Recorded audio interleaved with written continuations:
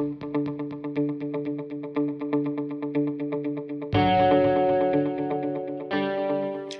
there! Welcome to this week's installment of Fulton County Library System's Bookstream for Tweens. My name is Abby. I'm the Youth Services Librarian at the Buckhead branch. Today we will discuss my new favorite book, Elizabeth Webster and the Court of Uncommon Pleas by William Lashner. I want to share this book with you for a couple reasons. One, it made me laugh immediately and immediately established Elizabeth, our heroine, as clever, funny, and just a little sarcastic. Can anyone guess my second reason? Let's see. Imagine my glasses are off. So I'm going to read the first chapter, which introduces the character pretty nicely. So here we go.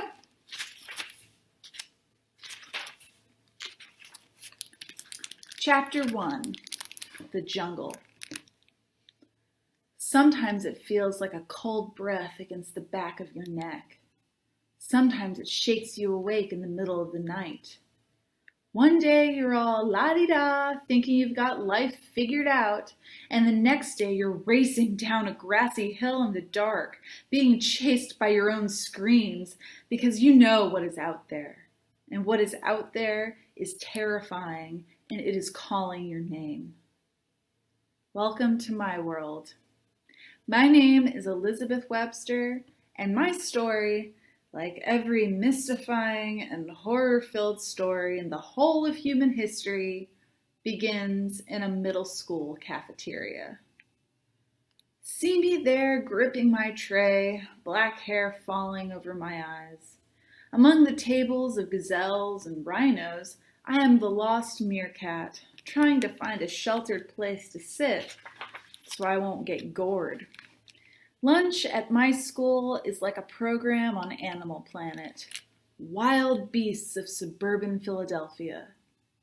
Lizzie! In the middle of the jungle, I spied Natalie Delgado, waving me forward like a gym teacher, encouraging me to run faster, jump higher. Lizzie, over here! The louder she called my name, the more kids swiveled their heads, and the more I wanted to disappear. Natalie had been my best friend since the first day of kindergarten. We had bonded over coloring books and the taste of glue. A seat beside her was normally a safe enough spot, but Natalie was sitting with the Fraden twins, two sixth graders who were as annoying as a cloud of gnats. Charlie was short and blonde with large front teeth, wearing a red plaid shirt. Doug was short and blonde with large front teeth, wearing a blue plaid shirt. They looked like a pair of chipmunks dressed for a rodeo. I glanced around quickly to see if there was anywhere else. Come on, Lizzie, I saved a place for you. I took one last look for a rock or something to hide behind and eat my gruel in peace before heading over to Natalie. Just as I was slipping between two rows of tables to the open spot, I tripped over a chair leg, rattling my silverware and spilling my apple juice. Squeak, squeak, someone shouted out, followed by a chorus of laughter. Ha ha, we were such a happy bunch of comedians at Willing Middle School West. So here's the sad story about that. For the winter concert last year, I was given a clarinet solo that ended with an epic squeak that froze the entire orchestra in shock. In the suddenly silent auditorium, you could hear the mice chewing on our shoelaces. Such fun. Now, with the laughter still ringing in my ears, I hurried over and dropped into the chair next to Natalie. Nice landing, said one of the Fradens in that grating Fraden voice, like a cross between an air horn and a bumblebee. Be quiet, Doug, said Natalie. Hey, Lizzie, the twins were just trying to get me to join debate club. I picked at my macaroni and cheese on my plate, which looked suspiciously like chunks of rubber hose in a yellow industrial sludge. Both of you guys should join, said Charlie. Pass, said Natalie. But we have so much fun, said Doug. We laugh and laugh. Have you ever noticed that when you guys laugh, you sound like hyenas? Said Natalie. How do hyenas sound? Say something amusing, Lizzie. Something amusing, I said. The boys snorted. Like that, Natalie said. The Fradens were smart and cheerful and beyond my comprehension. First off, they seemed to like everyone, which made no sense to me since I pretty much knew everyone they knew, and I barely liked anyone. They were also always so excited about the most boring things, such as debate club. If instead of a debate club, there had been a silent club, I would have been right on it. When the mood struck, I could out-silent a rock. But the thought of standing around arguing about something with other people who were arguing back and doing it on purpose, for fun, just seemed wrong. Like if someone told me she had joined the Falling Off the Roof Club. I mean, if it wasn't for the broken arms... What do you debate about? I asked. It doesn't really matter, said Charlie. You don't pick your topic or your side. It's all in how you argue. That sounds like dinner at my house, said Natalie. What about you, Elizabeth? Said Charlie. We could use some brains on the team. Obviously, said Natalie.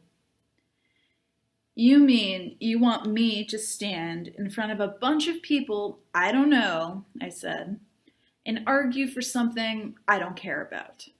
Exactly. You see this fork?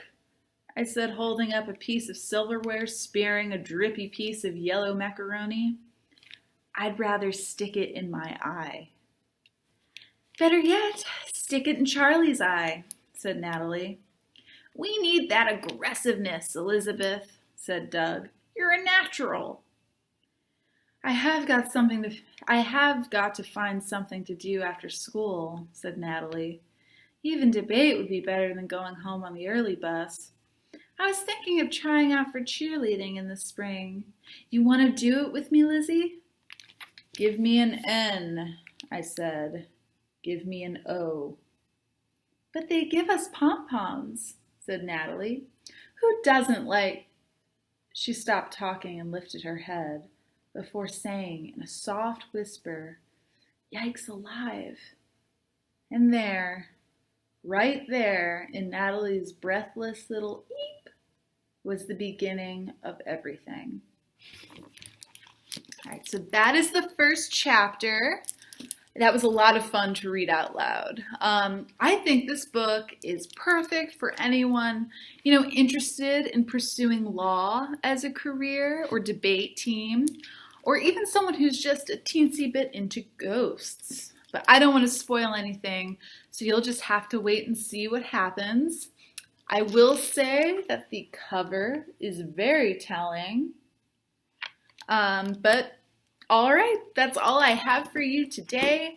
Make sure you tune in tomorrow while we talk all about the author, Mr. William Lashner, and make sure you send in some fan art to the email address in the description. You see it? Good. And it can be any fan art from any universe. It doesn't just have to be for this book. I'm really excited to see what you guys send in. But I'll also remind everyone that some of our branches are open for curbside service. So head on over to fulcolibrary.org to learn how to place a hold on all those wonderful books you want to read and then pick them up. Yay! So remember to like, subscribe, and I will see you next time. All right, have a great day.